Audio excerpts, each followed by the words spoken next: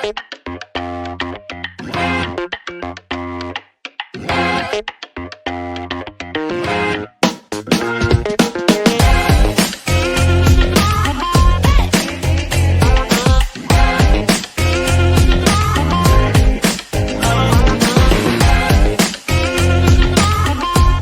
what's up? Hello, everybody. Welcome back to Roll Pod, an Alabama sports podcast from Bama 247. I'm your host, Cody Goodwin, with the whole gang here, Mike Rodak and Alex Scarborough.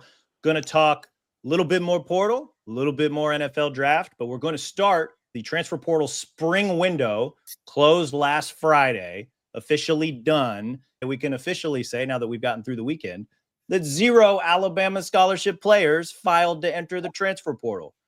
Only team in the SEC, I believe, that did not have a single player enter the transfer portal. That's where we need to start this discussion, guys. And Alex, you wrote about it a little bit. Obviously, the key note with nobody leaving outside of a few walk-ons is that all 3 quarterbacks stayed, right? Ty Simpson, Austin Mack, Keelan Russell. That's big because it keeps the room together, makes you feel a little bit better going into the fall. Is that the biggest takeaway when it comes to nobody leaving, or what else did you make of the fact that no Alabama player left during the spring window? Yeah, I think the quarterback thing is the biggest one. And there's a reason I was texting people Saturday morning and be like, oh, nothing came through late last night, right, guys? Nothing. And that is something to shoot off the confetti can for. I think the quarterback's one thing, but I think it also is the signal like we can stop the Saban's players versus Kalen DeBoer's players. This is Kalen DeBoer's roster now, period, point blank, period. And the fact that everybody stayed is an indication of that, whether they were recruited by the guy or not. So that's a good thing. It should mean everybody's pointed in the right direction. Whether that equals wins or losses, I don't know. But I think it's an accomplishment in today's game to be able to hold a roster together.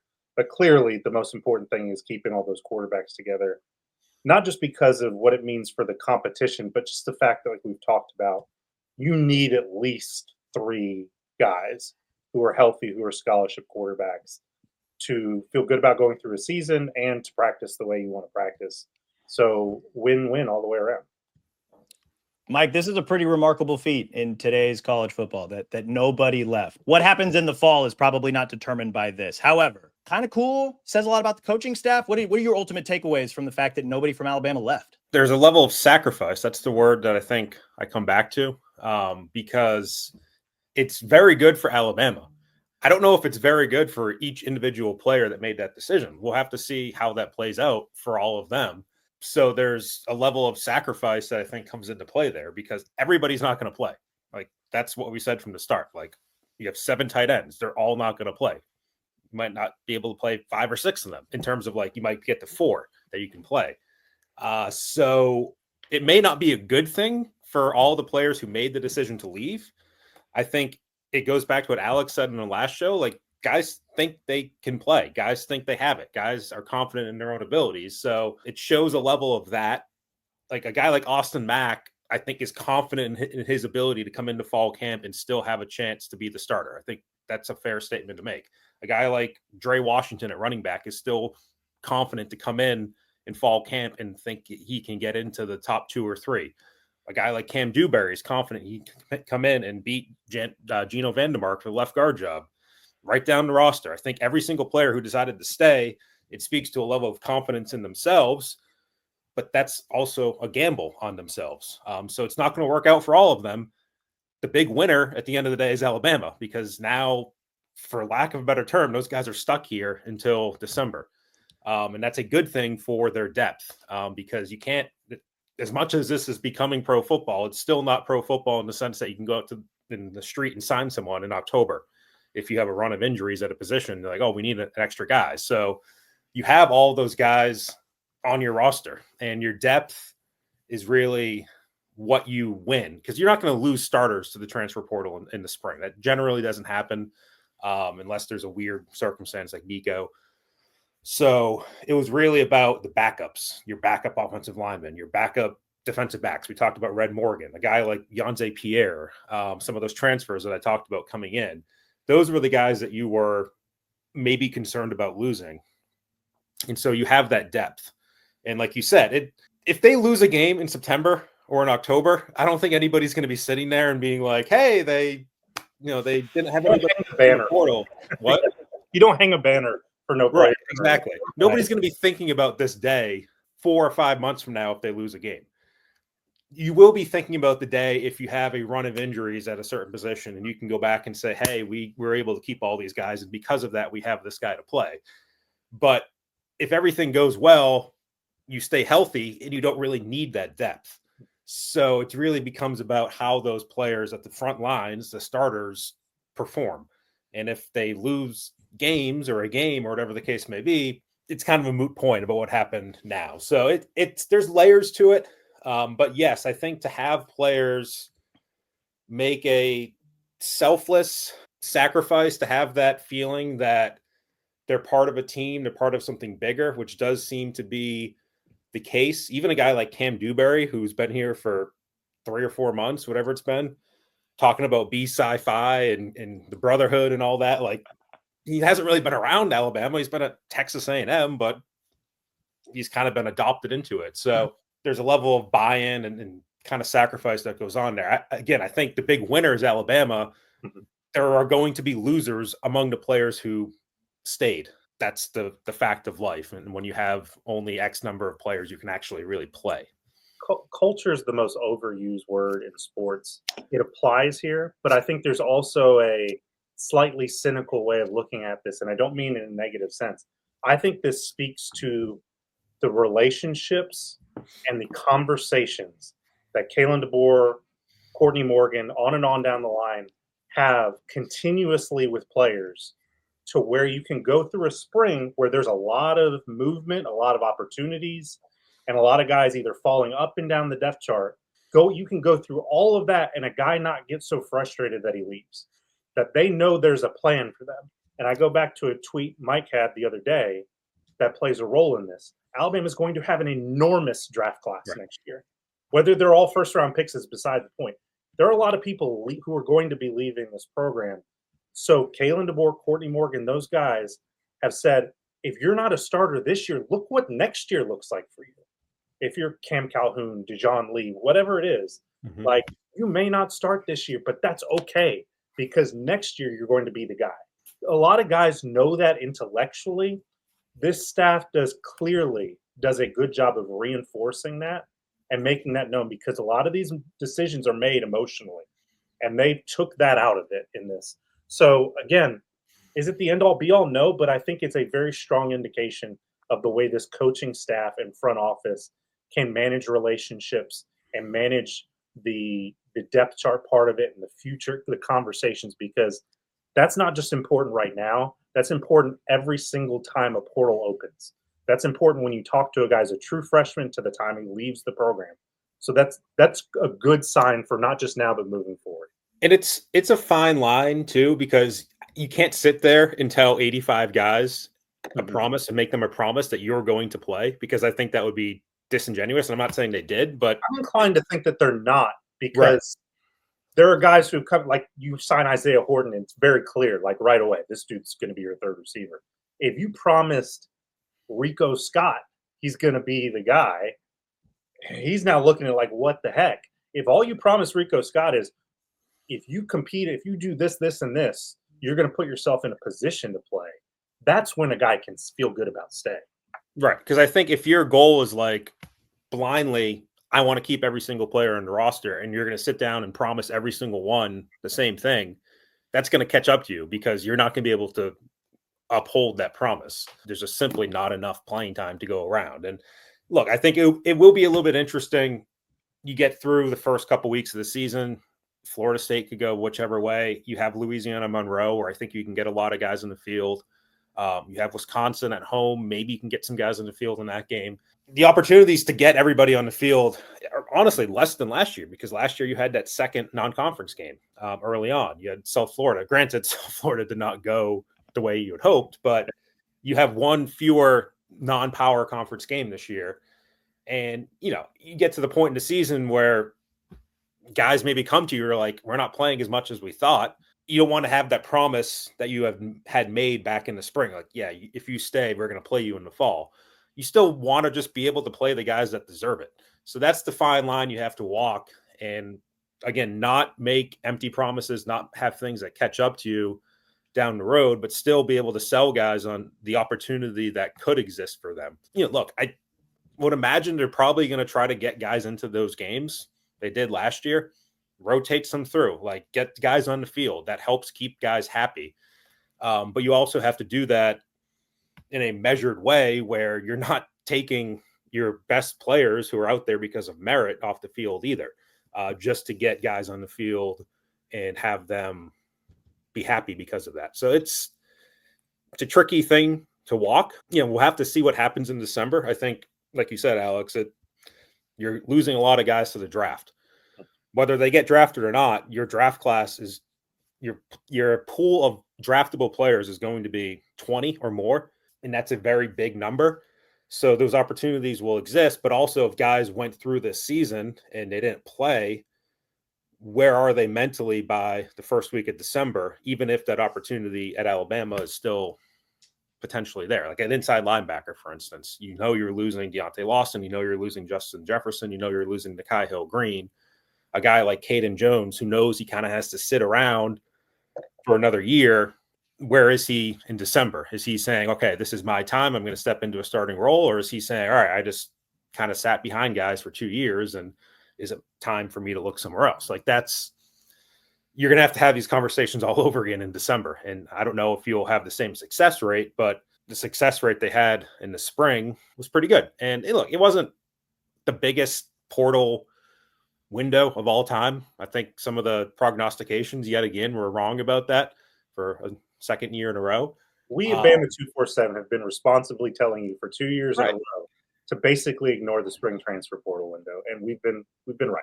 Right. And it takes two to tango. Like if there's a bunch of movement of guys leaving elsewhere, that opens spots elsewhere, and then that potentially draws players away from your own roster. It kind of gets the gears of the system moving. And so if there aren't players leaving other rosters, then everything moves a little bit slowly. And so that could have played into it a little bit. And look, I mean, I wouldn't have put it past any of these players to have kind of shopped the market or have their agents, listen to what's out there. And if there wasn't something compelling, and granted, you couldn't have transferred within the SEC in the spring, then you just never went into the portal, and you're not basically none the wiser. Like nobody would have known. So I'm sure there was some level of market exploration that went on with agents, but at the end of the day, for nobody to leave is interesting. I wanted to circle back on something that you touched on, Mike, that this collectively very selfless by a lot of the Alabama players that ultimately chose not to leave. But it could also be maybe individually harmful to some guys who may not get as much playing time if they were to have left. I'm curious, and I'll throw this out to whoever wants to answer first. What position group are you most surprised that there really wasn't a lot of departures? Wide receiver. That was the one where it's just the top three is so clear. And there's so many guys behind that through recruiting rankings, through what they've shown in short bursts at Alabama, they believe they can play. And I'm surprised they're all there. I really am. I'm surprised somebody didn't come in and drop a bag on somebody's head and say, come on. And they jumped at that opportunity. That to me, no-brainer was the position. Running back to me is probably, there's several positions you can look at. Running back to me was one I thought, and I feel like I've repeated the same thing, but like Draylon Washington, it's his final year. Like there's an urgency there to get on the field. And if he gets the amount of carries that your third or fourth running back, or let's say your fourth running back got last year, it's a mistake to have transfer from Louisiana. Like I don't know any other way around that. So that is one that could backfire. I think it might have helped that Daniel Hill had his injury in the spring, had surgery by all appearances. Maybe that helps somebody get some more reps in fall camp if Hill's not back by then. That could have played a little bit into it. It could have played into Hill's own thinking. Richard Young probably feels like he's in the best spot among those guys behind Jan Miller. A guy like Kevin Riley is a local kid, so maybe that helps him stick around.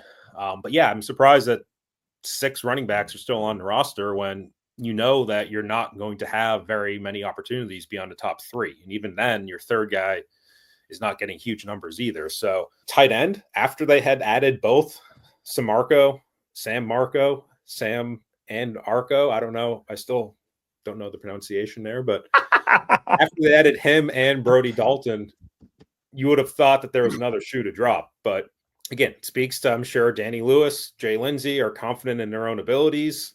And then you throw basically those 4 guys into it next to Josh Cuevas whenever he gets back. And all of them are not going to play. There's going to be a loser. To every competition, there's a winner and there's a loser. That's whatever in life, football, whatever. Politics, there's a winner, there's a loser. So there's going to be a loser. Of those 4 guys, Jay Lindsay, Danny Lewis, Samarco, and Dalton, there's going to be at least 1 or 2 of them who play a lot less than the other 2. There could be one who plays more than the other 3, a lot more than the other 3. So you have to be confident in your own abilities. And if you're Brody Dalton and you could have been playing a lot at Troy this year and you come in and you're the 4th tight end at Alabama and you get on the field in the 4th quarter of the Louisiana Monroe game and that's it, that was a mistake to transfer. So there's a downside to some of these guys. In that case, you have a player coming.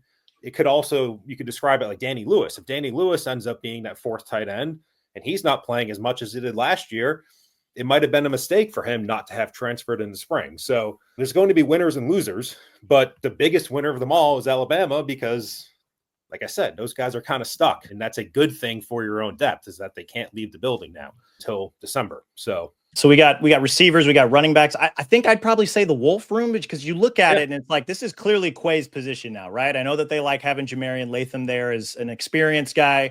They brought in Cavante Henry. His name is no longer Cavante, but I don't know how to pronounce the new name. So I'm just going to continue. Fatutoa Henry.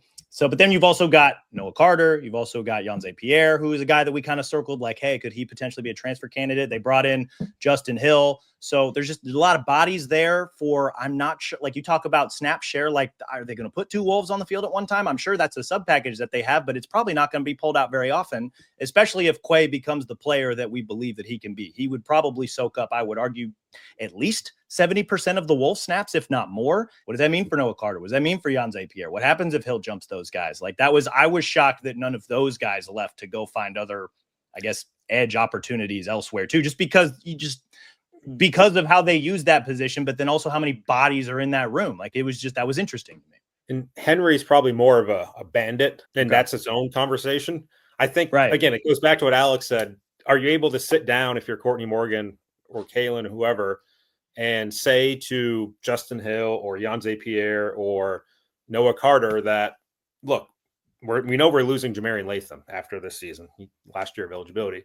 Quay Russo is also eligible for the draft. If Quay Russo has a big year, maybe he goes into the draft, and then all of a sudden there's 2 Wolf spots open, and then Yanze Pierre, step right up. You're our starting Wolf. Justin Hill, step right up. Like you have a chance to start in year 2. I think that's probably where you're selling guys is on 2026. Again, I don't know how much that sticks past December. There's probably guys that are sold on the opportunity right now to play in 2026, and then they get to December and maybe there's a different decision that they make. But I think that's clearly where you can say for sure on a large number of guys, there's 15 guys on this roster who have eligibility expiring after this year, that you know there's going to be somewhat of an opportunity at their position next year. So that helps. And then potentially beyond that, if you're looking at juniors who can go into the draft, seniors, Sab and Proctor and Brailsford and guys like that are probably gone as well. The one that's not surprising, which is why none of us actually brought it up, but is the quarterbacks and the conversation. I would love to have been a fly on the wall for the conversations that took place in Kalen DeBoer and Courtney Morgan's office, and also the offices of said agents, especially for Austin Mack, and the calls that they were receiving and the way that whole situation was managed. And it was clearly managed well because the results bear that out. But like, how are you selling those guys? Because it's not the same conversation as a lot of different positions. Are you selling that Ty is a guy who can be one and done? Are you selling that Keelan, it's your turn next year? It's very curious how that all. I'm curious how that all sort of came together. Whatever strings they pulled were the right ones, but I'm sure that took a lot of finessing to make sure everybody felt good about where they stand now, but also where they stand in the future. And I would put the odds of all 3 of those guys being on this roster in 2026 at a very, very low percentage. I think you obviously have them all 3 for this year, which maybe was an upset, maybe not. I'd say the odds of them all being together on this roster in 2026 are minuscule, because if you're Ty Simpson and you have a year that's not good enough to make you feel great about coming out into the draft, that also means that Keelan Russell is probably right on your heels. And then Keelan Russell's, I would doubt has very much interest in sitting around for a second year. And then all of a sudden you're playing musical chairs where Alabama would have a tough decision to make with Ty, knowing that they probably want to get Keelan on the field. And then you have Austin Mack, who all of a sudden is starting to run out of eligibility himself and probably wants to get on the field. So again, it's one of those things where you can get by with this. You can, and I don't want to say kick the can down the road, but you can keep the status quo for another 6 or 7 months. I don't know if you're keeping that one beyond that at quarterback, because there's going to be something to happen there. For Austin, again, I think it goes back to probably a confidence in his own ability to come in August and challenge Ty Simpson for the starting job. If he didn't feel that way, I don't see why you're still here. You go into this fall camp still thinking you got a shot. And obviously they named Ty whatever they did, the starter right now, or the starter in waiting, or the starter if the season began tomorrow. But I still think if you're Austin Mack, you read into that as the door still being open enough for you. You're still looking at the potentially the number 2 job too. I think that's weighs into it as well. If you think that you're ahead of Keelan Russell, which by all accounts you have been this spring in terms of the depth chart, does that put you in the driver's seat if Ty Simpson does not play well over the first couple games of the season, and that gets you on the field and gives you an opportunity at Alabama? I think that also weighs into it. So again, the cynic in me still sees it as there's personal gain for the players who stayed. And it's not just completely the brotherhood and we love Alabama and we are going to stick around no matter what. I'm sure there's still reasons for these players why they're there. And I think for Austin, it's, I'm sure, a level of confidence in his own abilities to make it happen. Well, and looking back, it's a small thing, but props to this coaching staff for being as truthful as possible in a situation like this, saying flat out that Ty is the guy right now. And then every time Kalen DeBoer was asked about Austin Mack, he was never definitive. He always said, "We hope this is the case." All right. He never said anything was a done deal, and they whatever they were doing publicly and privately reflected itself. There was no disconnect there, which can lead to issues with guys leaving when maybe the opportunity is better than what they imagined. So I think they did a good job managing it behind the scenes and with what they said to us in the media. And it's a hard line for those guys to walk. Wanted to spin this forward. Final thing on the no transfer note. I know we mentioned earlier that nobody's really going to remember or think about this when it comes time to actually play games in the fall. But in terms of just being able to retain the entire roster and to retain depth in a lot of position groups that maybe we didn't think that they would be able to in this transfer window, what do we think this means potentially, if at all, when it comes to expectations for Alabama in 2025? I think it reinforces them. I don't think it alters them significantly. But if you were a person who believed that Alabama should compete for a spot in the playoff, this reinforces that all signs. Again, this is Kalen DeBoer's roster. This is holding all of your cards together at quarterback, receiver, running back. Like, this is keeping everything together. It doesn't alter anything, but there is a sub thing, which is what Mike alluded to, which is the depth part is going to have to play a role at some point. We are talking about high-level college football, so you feel good about that. It doesn't move the needle particularly. That's why I use the word reinforces. Right. I think it's the same to me. Like, obviously, if you had lost some people, it would have been different, but like, you're talking about depth. So if Austin Mack has to play, let's just say he's a third quarterback. Let's say Keelan's number 2 for the sake of argument. Like, if you're going down to your third quarterback, like, things are probably not going great for you. I remember that from my final season covering the Bills. Like, you start getting down to quarterback 3 and 4, Mike knows how to cover bad quarterbacks. You are in a pretty rough spot. And is usually not going well. And no, look, if you're a team that's down to your third quarterback and you're still competing for a national title or Super Bowl or whatever it is, like, God bless you. Cardale Jones, baby. Yeah, that's true. That's tough to do, though. So if you're the guys who we were thinking about potentially leaving, if they were going to play a lot anyway, it would have been a bad situation at that position. So it's really more about the depth. So I don't know if it changes the expectation. I think the expectations are more rooted in who your starters are and how they perform. And I think the expectations would have been greater if you had added more through the portal. Like, I think it's good to what they did at tight end because they needed the bodies. They did that. If you had added a starting quality right tackle, I think that would have heightened your expectations for the season. If you had added an upgrade at defensive tackle, and there were some pretty big names available, I think that would have heightened your expectations. Instead, those guys seem to have gone towards other schools for whatever reason. There's probably more resources at those schools. There probably was a greater need, whatever it was. So it's not as if you made some big additions through the spring portal, but the fact that you didn't lose anybody just kind of keeps it where it is. I don't know if it's really changed in my mind. I don't think the betting odds have changed. Like, I don't think anybody in Vegas is sitting there saying Alabama kept everybody in the portal. I think they're pretty much where they were, a couple weeks ago.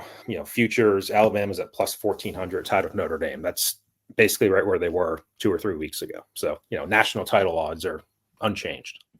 Outside of UCLA and Oklahoma, I don't know that anybody really vastly improved their odds of competing for a conference and or national championship. That's not what the spring portal window is about. The spring portal window is kind of mostly like the last opportunity to maybe plug holes in the roster, which is that's the easy transition into Alabama did not lose anybody, but they did also add a couple of guys, could be potentially adding more, but they might just be walk-ons. But we're going to focus on the additional guy that came. I know we talked about Jack Samarco last week, the tight end from West Virginia. They also added another tight end, Brody Dalton from Troy, an Alabama native. Has some pass catching ability to him with Troy last year through 12 games, had 15 catches, 188 yards, also 3 touchdowns, 6'5", 250. This was a position of need for Alabama, given all the injuries and the turnover. They needed some depth. They went out and got not one, but 2 tight ends, guys that maybe have a little bit different skill sets. Dalton seems to have that pass catching ability. Jack Samarco, maybe a little bit more inline block first type of guy, although he says he wants to ultimately evolve into a more complete tight end. We'll see where that goes. Alex, I'll throw this to you first. What do we make of the not 1 but 2 additions to the tight end room? I feel like there's a lot of different directions we could go here. Not to be that guy, but I called it. I said before it even opened that they could use 2 tight ends because of the lack of experience in some of the guys and the injury factor with another guy. And the fact that they just did not feel great about what they had in terms of run blocking types of tight ends. So what did they do? They went out and got 2 pretty solid ones, considering what was in the portal. And I thought it was very interesting that the Brody Dalton one didn't surprise me as much as the Samarco one because of the years of eligibility left. That's why I think you can bring in Dalton, is because you say, look, he's a 1-year guy. He's going to be in and out. If you're Marshall Pritchett, Caleb Edwards, whatever, don't worry about this guy. You weren't, all due respect, you probably weren't going to play very much this year anyways. So I like that they have more options. To Mike's point, only so many of them will see the field. I'm very curious how that all works out. How the guy kind of sandwiched in the middle is Jay Lindsey. Saw a lot of him in the spring. Will we see him in the fall? I don't know. I just don't know. So I like the additions. They're at the very least value adds and depth plays.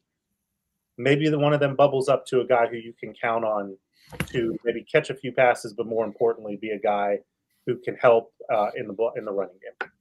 Yeah. Do you think we'll have another Jaheim Otis situation in the fall? I mean, a guy who probably thought he was going to play more than he did and just kind of checks out.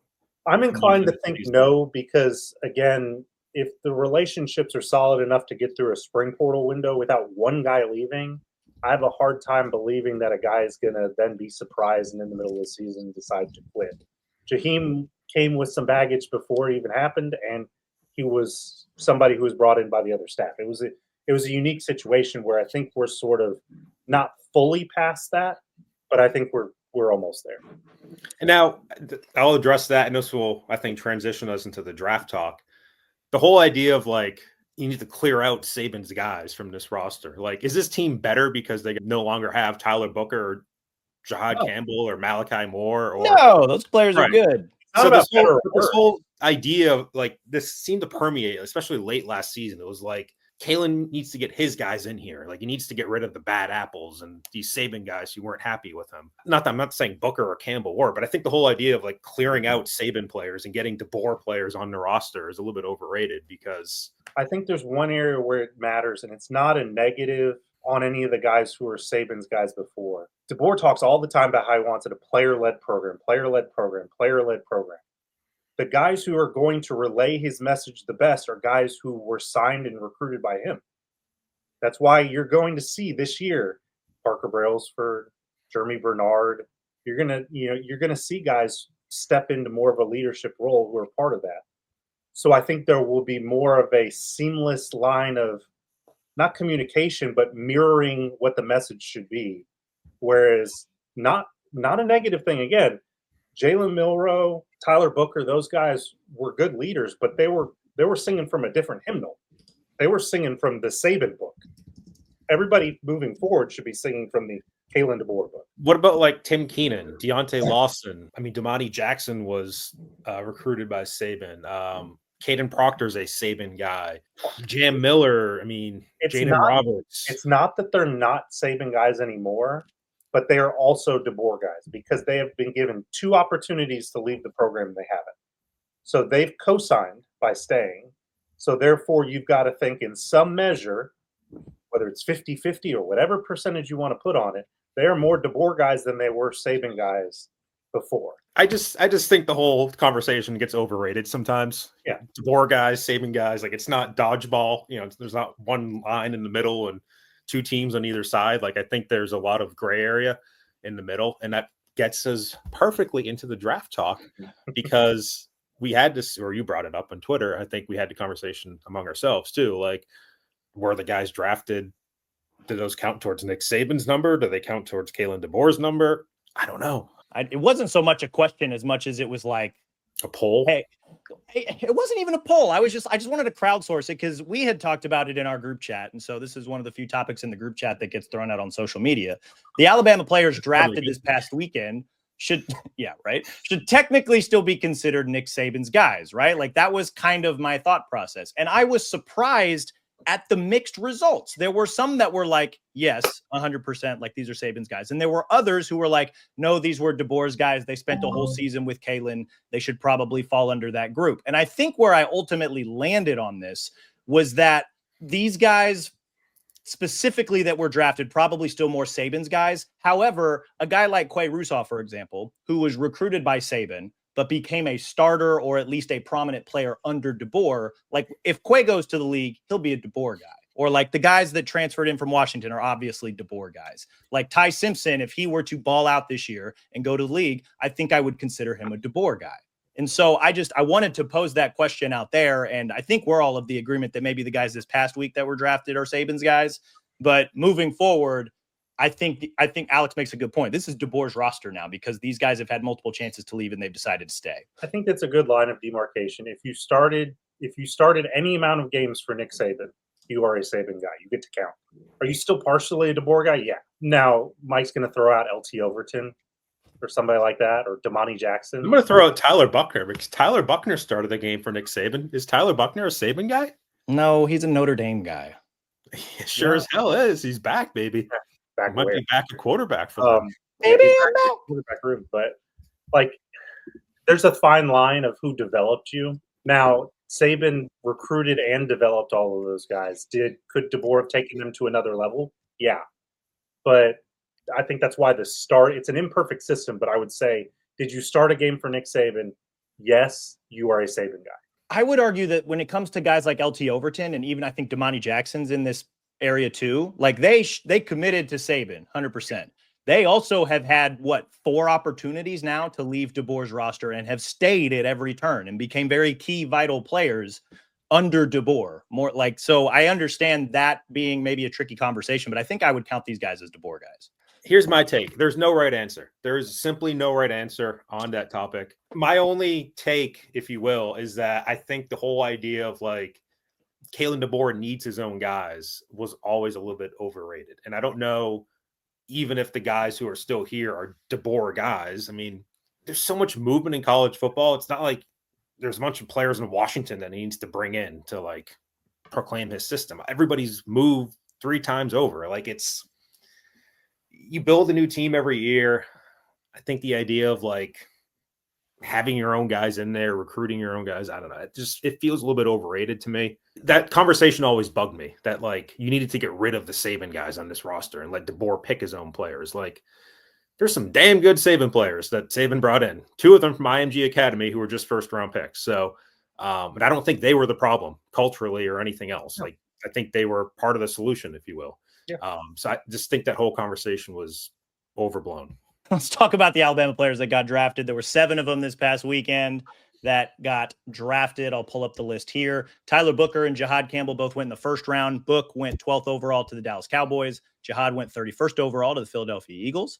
Jalen Milroe went in the 3rd round, 92nd overall to the Seattle Seahawks, which was kind of interesting. Then 4 more guys got drafted on Saturday, day 3. Malachi Moore went in the 4th round to New York Jets. Q Robinson, outside linebacker and edge rusher, went in the 4th round to the Denver Broncos. And then 2 more guys in the 6th round, Robbie Oots to Seattle, Tim Smith to the Indianapolis Colts. 3 guys got signed as undrafted free agents after obviously not being drafted, right? CJ Dupree to the New England Patriots, James Burnap to the New Orleans Saints, and Neelan Hibbett, long snapper, to the Miami Dolphins. Mike, I'll throw this to you first, since you used to cover the NFL and you love talking about your experiences covering the NFL. What was maybe the biggest takeaway of the Alabama guys that got drafted, got signed as UDFAs? What were kind of your overall thoughts? Went fairly as expected. I think, as we talked about last week, there was, I think, concerns about Jahad Campbell's health, medical, if you will, his shoulders, that probably pushed him down. That's what happened. Eventually, Howie Roseman, as we talked about, a GM that doesn't really have anything to lose and is probably a little bit more aggressive, said, hey, screw it, I'll take him in the 1st round, traded up to get him. You know, Jalen Miller probably fell a little bit more than what we were expecting. It wasn't talked about probably a whole lot because of the other quarterback who was falling. But I don't know if Seattle was also a very often discussed landing spot. I'm not sure that was one that we talked about at all, and it really wasn't on my radar because I just wasn't. I mean, Clint Kubiak's there now as the OC, and what was interesting to me after the fact was like he obviously played a big role in helping Taysom Hill become a pretty big player in New Orleans. And so I wonder if that's potentially in play for Jalen Milroe now in Seattle. Like, could he play that role while he continues to maybe develop as a pure passer? Mike McDonald seemed to push back against that. He said like Taysom Hill was used more as a fullback, et cetera. Like, they plan on using Jalen Milroe as a quarterback. But look, we all know that's what Jalen Milroe wants to hear. That's kind of what you have to tell Jalen Milroe. Otherwise, you might have a problem, because he does not want to be seen as anything other than a quarterback. So, look, it would have been funny if Ryan Grubb was not fired as the Seahawks offensive coordinator and he was still the offensive coordinator in Seattle. And then you had Jalen Milroe get drafted. And we've had all this talk about he just needs to find the right system. And it's exactly the same system that he was in Alabama. That would have been interesting, but that's not what happened. So I don't know. I don't know a whole lot about Clint Kubiak's offense. I remember Gary Kubiak and some of the zone blocking schemes that he used, but I don't know. It's kind of similar. At least that's my understanding. It's pretty similar to what his dad did. Right. I think you're going to try to get him out there and just give him the ball and have him run. And you're still a quarterback, I guess, but put the ball in his hands and have him run and see what happens. Because there's some of that just happens in the NFL. It seems like the quarterback run, the quarterback sneak, the Bills and Eagles, especially with Hurts and Josh Allen. We saw a lot of that. Just give him the ball and have him run forward and see what you get. So I'm guessing there's going to be some of that with him. I mean, otherwise the draft, I think, went fairly as expected. I think we said over under 6.5. I think I said 6. It ended up being 7. It wasn't honestly, I would have thought Burnap and Dupree would have been drafted. I was a little bit more surprised that Tim Smith and Robbie Oots were drafted. But at the end of the day, they're all kind of late round picks viewed as anyway. So I don't know. Dupree's an interesting player. Like I still think the measurables are there with him. Threw up 32 reps in the bench press, ran a 4.69. His opportunity to have the production and the stats at Alabama was limited by kind of what the offense was doing. And for a lot of players, that was the case. Like, there wasn't a whole lot of passing attempts. They were 95th in the country in passing attempts last year. You could see him maybe flourish a little bit more in the NFL if a team is throwing the ball more, and he's still able to block, and that gets him on the field. So a little bit surprised he wasn't drafted, but overall, like, I don't think there's anything too shocking about this draft class or where guys landed, other than maybe Robbie Hoots not being with the Harbaugh brother. That was also a little bit surprising that he's going to Seattle and not to San Fran or Baltimore, or San Fran. That's the old Harbaugh, to the Chargers or Baltimore. Alex, what do you feel like was the biggest surprise of Alabama's draft results? Dupree not getting drafted, I think, is the biggest surprise. The Seahawks thing wasn't on my board, but it makes sense from the standpoint that I didn't buy the whole sending him to a place where he's like the quarterback who's already there. Because I think what you do is you try to get short-term gain while you're playing it out for a long-term play, which is have him somebody different from the quarterback you have him do quarterback run. I love the fact that you bring Oots in and you can almost create an Alabama goal line package and just say, you know how to run behind this guy, go do it. Like, you're a freak athlete, go do it. So I like that about it. Everything else sort of went as planned. Again, I will still state here that I think Burnip will have the longest NFL career. It just makes too much sense to me. But yeah, not terribly surprising. I'm glad in the sense that Milroe did not go super early and there's going to be all these expectations placed on him. I know that's probably what he thinks would have been best for him, but ultimately I think he's a guy who needs time to develop, maybe needs time to, I hate to say it, but almost accept that you can do something else in the meantime. And maybe that thing even becomes so valuable that you have a long career doing it. So I'm hopeful that is a sort of a thing, a door that opens for him, because we all love the potential that's there. It's just a matter of finding the right way to put it on the football field. Mike, who did you feel was the best fit in terms player to team? I mean, Jahad Campbell, I feel like being back in Philly is a nice story. I mean, there's kind of like the cultural fit, and then there's like the schematic fit. I don't know. I can't speak quite as well to the schematic fit anymore because I haven't covered the league as much. But so Fangio's the DC there, and right. From the group of Eagles analysts, I guess, that I saw, they were like, this is a bigger, faster, stronger Zach Bond, who was an all-pro for them at kind of that off-ball linebacker spot this past season. And so that's kind of how they picture Jahad fitting into that defense, which is already young and already sick and nasty. So, yeah, I mean, you can play multiple positions. Yeah, that's the other scary part. 20 different Georgia players on your defense there, from the Kobe Dean and Jordan Davis and Jalen Carter and Nolan Smith and Smile Munden and Azeez Ojulari. Jesus. Why did nobody think, let's draft the best defensive players from the best defensive teams? I mean, it's crazy. Somebody Howie clearly thought it, because I look at that defense. It's like, it's incredible. He's just thinking so outside the box that let me get the best All-Americans at the best programs. It's crazy. I think Booker's a good fit for Dallas and kind of that media market, and his personality is bigger, and they already love him because he's bringing his turtles with him. And obviously there's going to be I don't say a learning curve, but like, he can't just come into their locker room and be Tyler Booker as a junior at Alabama. There has to be a little bit of an easing in, I think, in terms of his voice being what it was as a upperclassman, in college. But over time, I think that could be a really good fit, just being the face of that team for a while.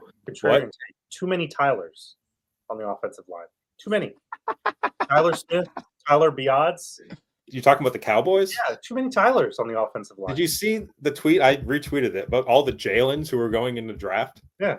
It's like whenever these guys were born, it would have been early 2000s. Yeah. It's like every variation of the name Jalen was drafted in this past draft. It's pretty remarkable. And there's a lot of J names in general. I remember the Alabama basketball roster like 4 or 5 years ago was like 70% J names. It's just something about like that era of time and the parents just wanting to name the kids with the J name. We're really going down a rabbit hole here, but I'm sorry. You're asking me my best fit. I think it's honestly either Campbell or Booker, because I think both of those went to teams that just culturally it just makes sense.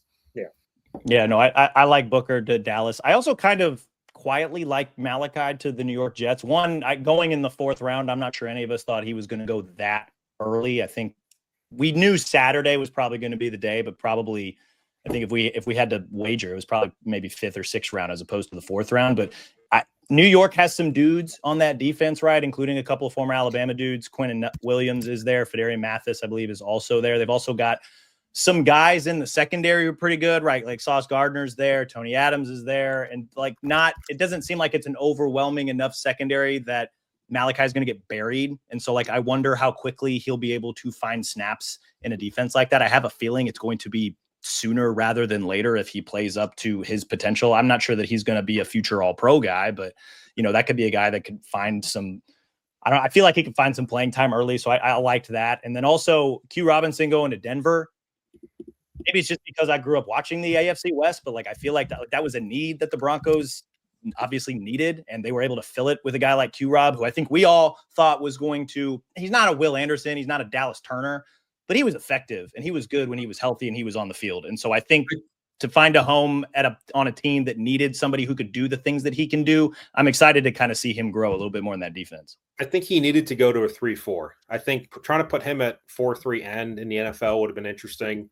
I think having him as an outside linebacker in a 4-3, which is kind of what he was doing last year, is probably not the best fit. I think he is the prototypical 3-4 outside linebacker.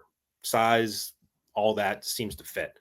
So I think that's a good spot for him to go. I don't know if a 4-3 team would have drafted him as high, but I think for a 3-4, that's a good landing spot. I don't think there's such thing as a good fit with the New York Jets. I don't think they're a good enough franchise. The only good fit to ever exist with the Jets was Wayne Corbett, and I think everything since then has just been an absolute disaster. I thought the Jets actually had a pretty good draft this weekend. Yeah. This isn't an NFL pod; it's a college football pod. But I like the players that they chose. Yeah, I like Malachi Moore. Well, I like Armand Membu, who they took in the first round. Mason Taylor, the tight end from LSU, he went to New York. Like they picked up some dudes in the first couple of days. Mason Taylor's going to be a great player for somebody else one day. Yeah, he might.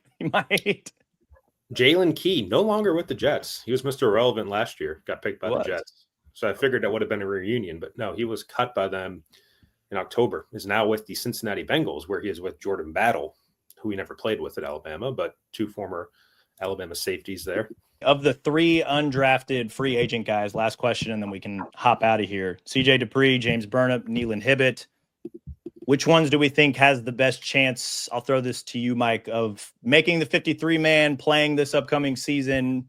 I know Alex thinks Burnip's going to have the longest career, but it's obviously not a guarantee if you're an undrafted guy, right? Yeah, I think, but Burnip, I think, still has the better chance of, being a punter. He's going up against Matthew Hayball, who I believe is another Australian. They're everywhere. They are honestly everywhere. Most punters are Australian. Yeah, he's another Australian guy. Was undrafted last year. Former Vandy punter. So, yeah, I mean, I think Burnup's kind of the easy answer. I think even though Dupree was maybe higher ranked, I think he was the sixth highest ranked player left on the board at the end of the draft. The Patriots still have Hunter Henry.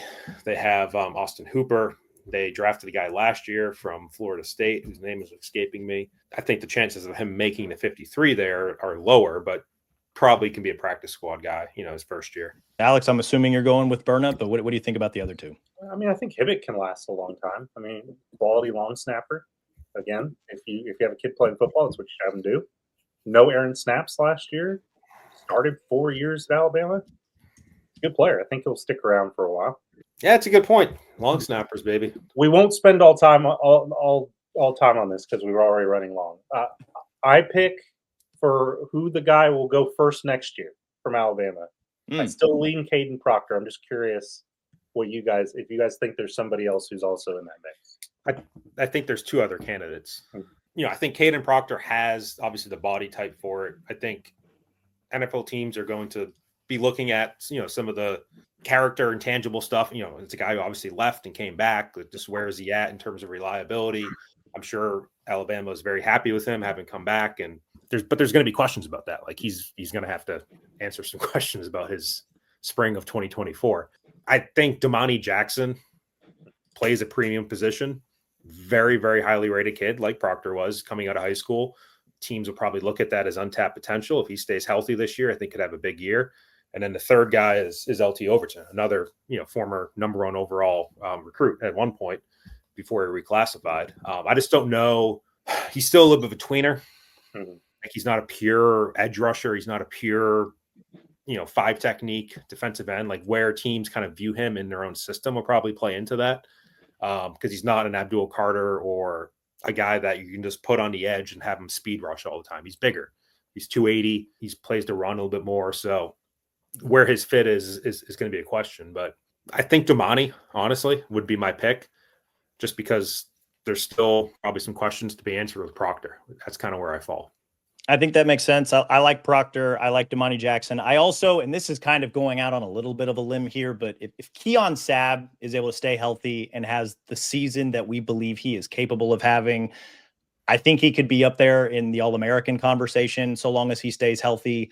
And I know safeties don't typically go in the first round, but when you kind of pair his athletic gifts with what his ceiling could be, and if everything is able to come together, it would not surprise me at all if he is in first round conversations. I feel like he could be that good. Again, health is a key priority.